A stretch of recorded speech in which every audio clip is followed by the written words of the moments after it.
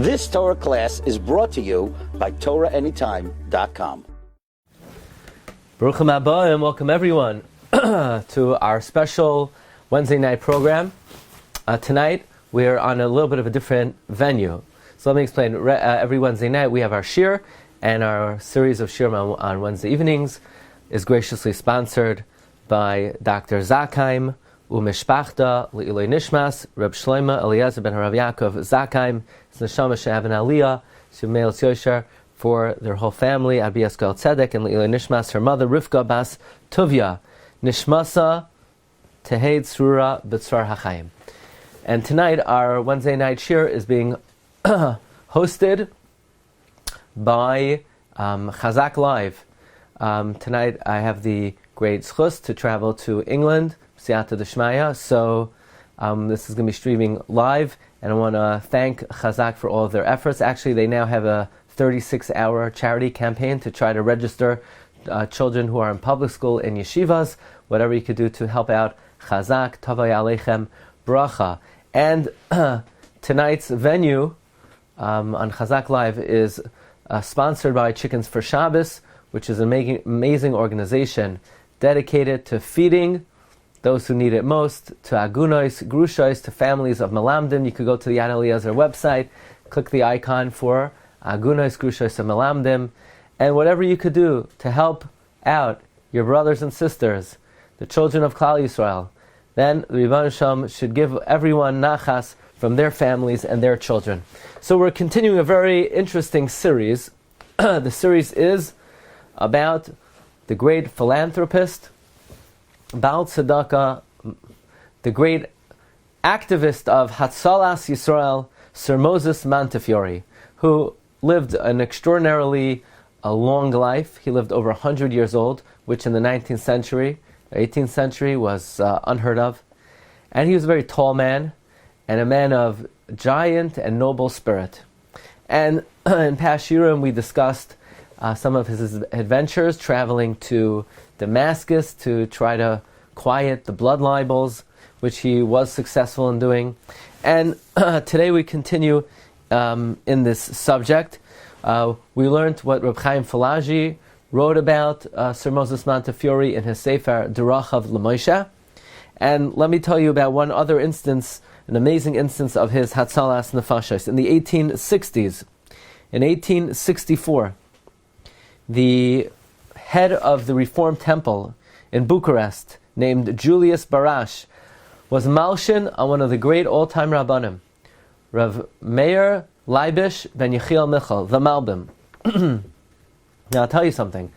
The Malbim is an achroin that some say has the kayach of a rishain.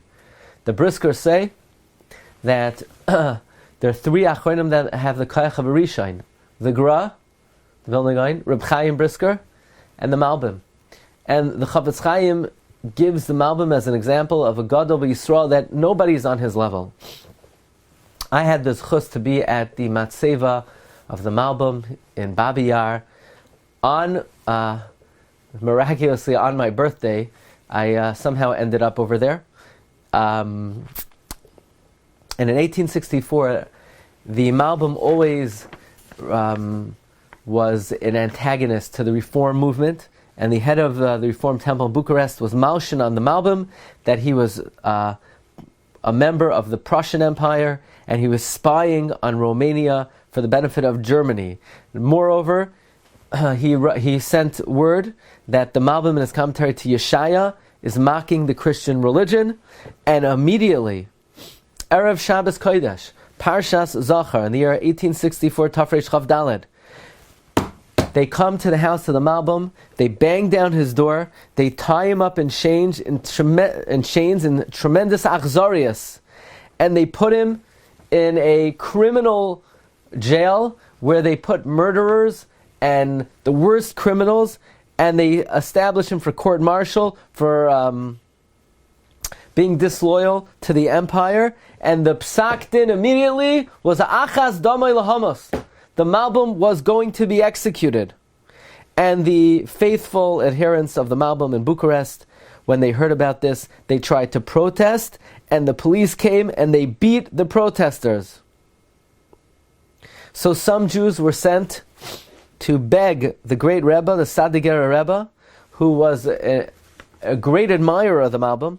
And when they came to his house, they already found that this great Rebbe, who had Ruach HaKodesh, he knew exactly the predicament of the Malbim, and he was already saying Perek Ayin Hey of Tehillim, V'chol karnei rishoim agadeya tereimamna karnei sadik. And the Sadigera Rebbe immediately contacted none other than Sir Moses Montefiore. And Sir Moses Montefiore immediately contacted his people in Moldova, and through his interceding on behalf of the Malbim, Sir Moses Montefiore was able to rescue the Malbim from jail on one condition: the Malbim had to leave the country immediately within 24 hours, and embarrassingly they put the Malbim on a train with cow manure, and they embarrassed him, but Sir Moses Montefiore was successful in saving the life of the Malbim. Now, this was in the 1860s, and I want to tell you a personal piece of information. My grandfather, Rav Mordechai Leib Glatstein, his grandfather, whose name was also Rav Mordechai Glatstein, was the Rav in the city of Linschitz, where the Malbim went. And it was in this city the Malbim had some respite, where he wrote many of his Sfarim that he did not have the peace of mind to write elsewhere in the city of Linschitz in the 1860s.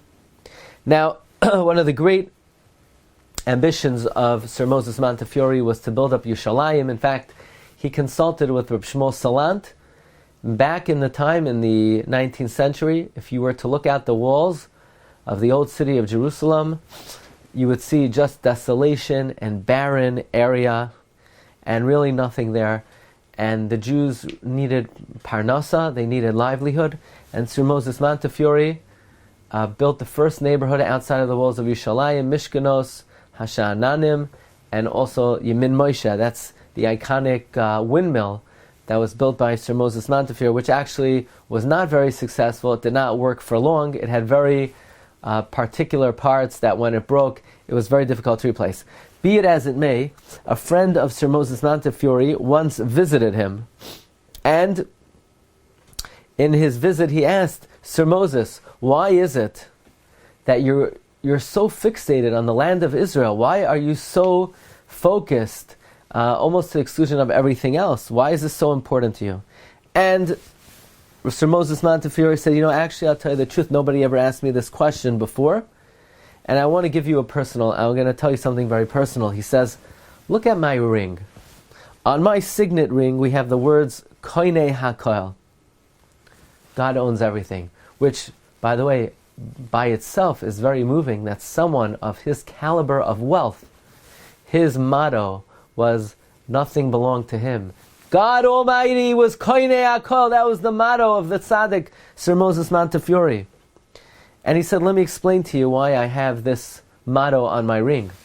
He said, one Motzai Shabbos, me and my wife Judith, it was after Havdalah, and we were singing the Zemer, Eliyahu HaNavi, Eliyahu HaTishbi. By the way, I don't know for sure, I don't think he used that particular niggin, but and they were thinking about Eliyahu HaNavi and how wonderful it would be to actually walk the streets and roam the mountains where Eliyahu HaNavi lived in Israel, in the Carmel. And I promised my wife Judith that I would take her to the Holy Land. That night, says Sir Moses Montefiore, I had a dream, and I saw a majestic old man with a flowing white beard, and he appeared to me in the image of none other than Eliyahu HaNavi. And all he did was he pointed toward Israel, and he said, Koine HaKol! And I woke up, and I went back to sleep. And again, this old man, and the guys dressing up as Eliyahu HaNavi, he says the words, Koine HaKol, pointed toward Israel. And then again, another dream, and I had this repeated dream from Eliyahu HaNavi to go to Israel. Koine HaKol, Koine HaKol. And that's what I did. As we know, Sir Moses Montefiore risked his life. He went to travel to Israel in the 19th century 7 times. And I want to show you something amazing. Don't go anywhere. I'll be right back. I'm going to show you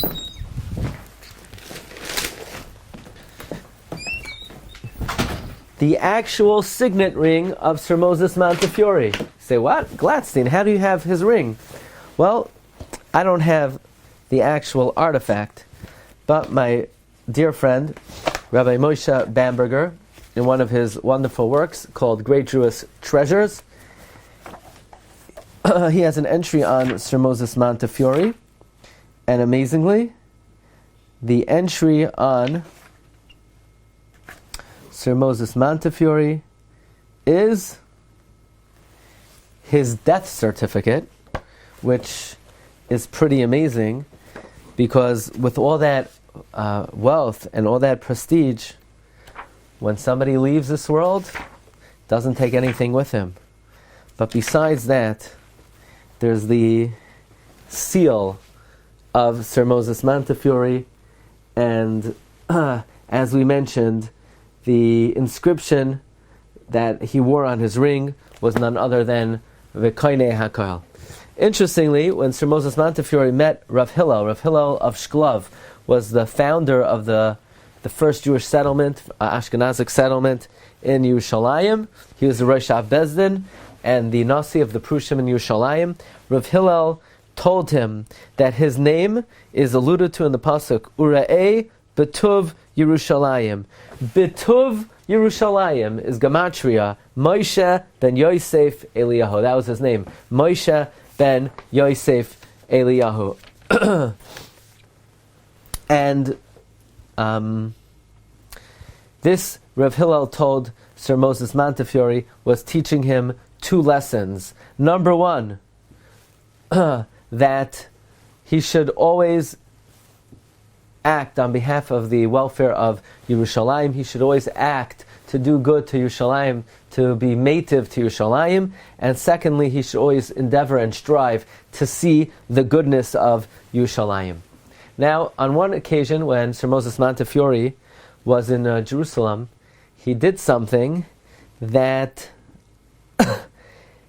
reports are nobody had ever done something like this since the Churban Beis HaMikdash. And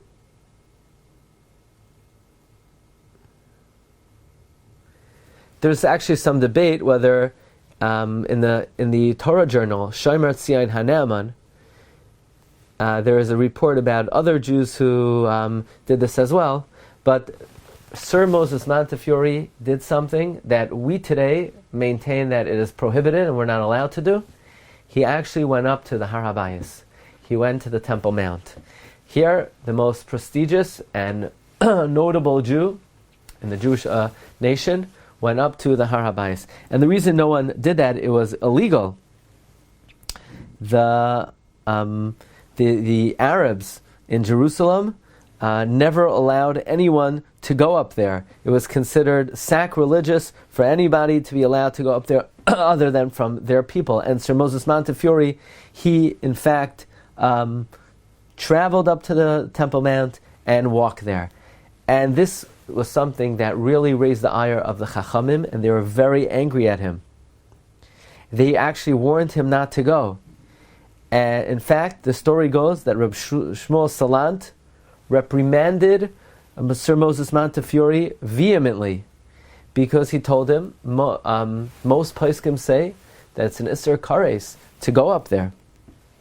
In fact, the son of the Nesivos HaMishpat, Rabbi Yosef Moshe of Lisa, the son of the Baal Nesivos Chavos Das, he took a shofar and he blew it b'chutzos Yerushalayim, and he put Sir Moses Montefiore in cherem.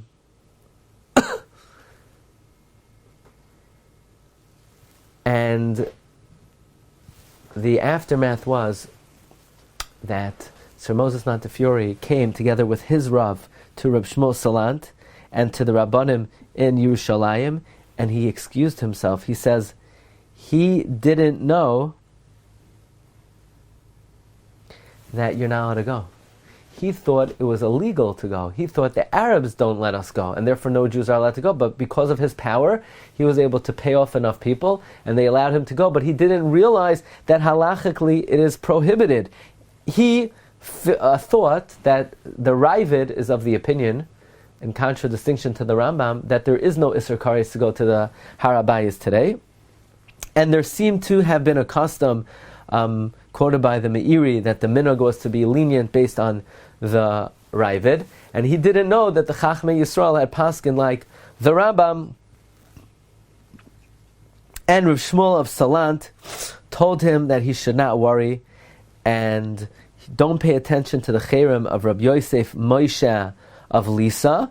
His cherem is no more than, there's an expression, Charamoi Shal Yam, standing for Yosef Moshe. We don't value his cherem. He was a kanoi. And this is actually quoted in Shal Sechuvas Tzitz Eliezer, Chelak Yud, Siman Aleph Ois Beis, and that but Rav Shmuel of Salant did reprimand Moses Montefiore, and when Montefiore came to him, Montefiore broke down crying. He said, I didn't know it was an Isser Dairaisa. I thought it was only the Arabs who don't let us go. And Rav Shmuel Salant and Rav Meir Auerbach, they had to quiet the Prushim down, because the Prushim wanted to join the bandwagon of Rabbi Yosef Moshe of Lisa's cherem against Moses Montefiore. Now, Rabbi Avadia Yosef, in the Shal Sechus Yabi Omer Chelak Hey Siman Chav Zayin, he refers to this episode where Moses Montefiore was put in cherem, and he calls Moses Montefiore the Sar, the Tzaddik, the Rav Pa'alim. Now, says Rabbi Avadia Yosef, when the rabbis took off the cherem from Moses Montefiore, they were in no way endorsing what he did. No, they still maintained he was wrong for going. Their kavanah was not that it was okay for him to go. No, we paskin like the Rambam, the Rosh, and Roiv Poskim. But what they were saying is that he's not chayiv to be in cherem. Why? So Rabbi Avadia goes through a number of possibilities. Be'arichos, kedarkoi, ba'kodesh. Number one, because Moses Montefiore was a shoygeg. He didn't know. And when someone violates an avera b'shoygeg, then we can remove their cherem. And Rabbi Avadia brings many rayos. Even though he brings from a Sanhedrin Chavav Beis that we will sometimes put someone in cherem if they violate an avera b'shoygeg. That's a shoygeg which is not a complete shoygeg. It has an element of mezid to it. Secondly, says Rabbi Avadia, we find in Psachim Nod Gimel Amud Beis that they did not put Toldos from Rome in cherem because he financed Talmidei Chachamim. So from here we see that if somebody is needed and someone supports the Jewish people, we are willing to be more lenient in terms of not putting them in cherem. Certainly, says Rav Avadia, Moses Montefiore was an Adam Chashiv Ma'od, and he saved Klal Yisrael on countless occasions. And if you want to see his greatness, look in Drashas Hagoin, Rishon Letzin, Rav Rafael Meir Fanizel, and the Sefer Leiv Marpeh, upon Moses Montefiore's 100th birthday. And so therefore, that's another reason why we would be lenient regarding his cherem. And finally, a third reason is that even though we paskin, you're now to go to the Har HaBayis, there is a shita of the Ravid that you're allowed to go. And even though that shita is not accepted lahalacha, nevertheless, in deference to the Ravid, we can take him out of the cherem, even though Rabbi Avadia does not like that last answer, and he prefers to say that the reason why the cherem was not effective is because Sir Moses Montefiore was a shoygeg. But Rabbi Avadia says he remembers that in his youth he heard that Sir Moses Montefiore never went on to the Har HaBayis. He was carried in a box, and even though the floor of the Har HaBayis protrudes Kedusha all the way down to the ground, down to the Tahaim, but the airspace loy neskadesh, and therefore he never did anything wrong in the first place, and he did not deserve to be in cherem. Legend has it that the next Shabbos, Moses Montefiore got an aliyah, and he made a mishaberach for all the Rabbanim who tried and wanted to put him in cherem. And this is just a demonstration on his midos toivos and his ruach nediva and his admirable character, that he did not bear a grudge, and he acted for the benefit of the Jewish people, and he was not trying to stir controversy.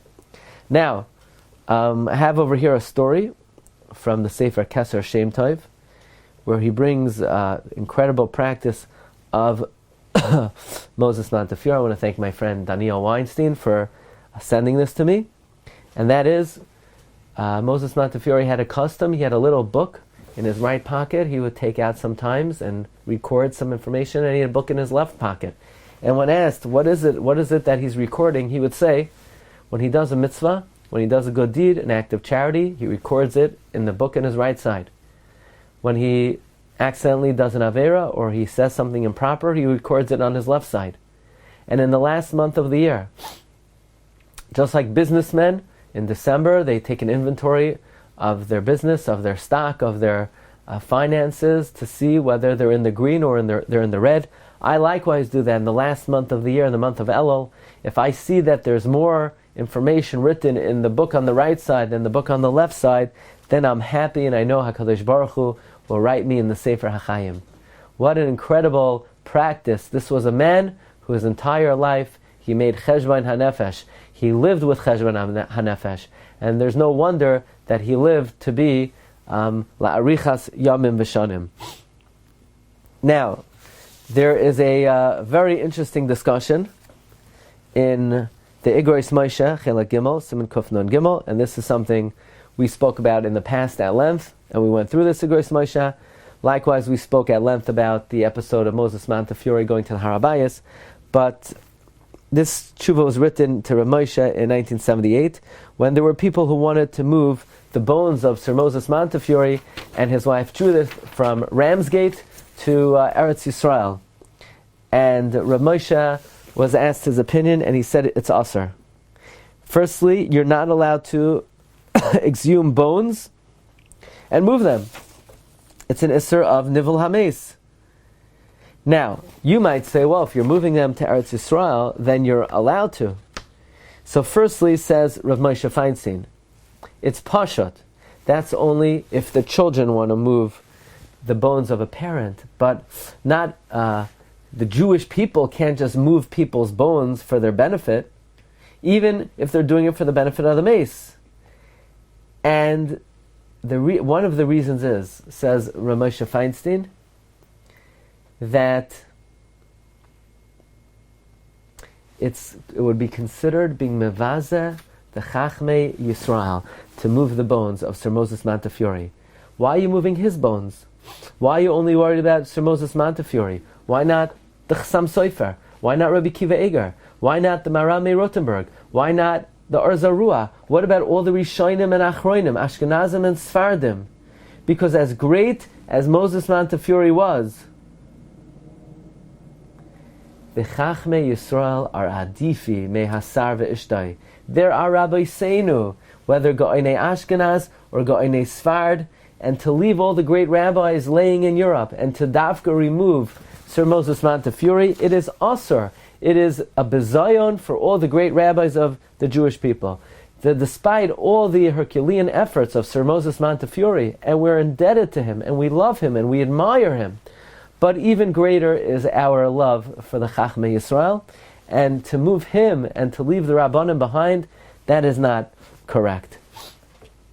So I believe this is also a very important hashkafa, just to have a recognition and understanding where the great people in Klal Yisrael rank, that yes, people who saved lives and people who benefited us are worthy of our greatest admiration. Nevertheless, the highest level in the totem pole of the Jewish people are the Go'inei v'Chachmei Hadoros.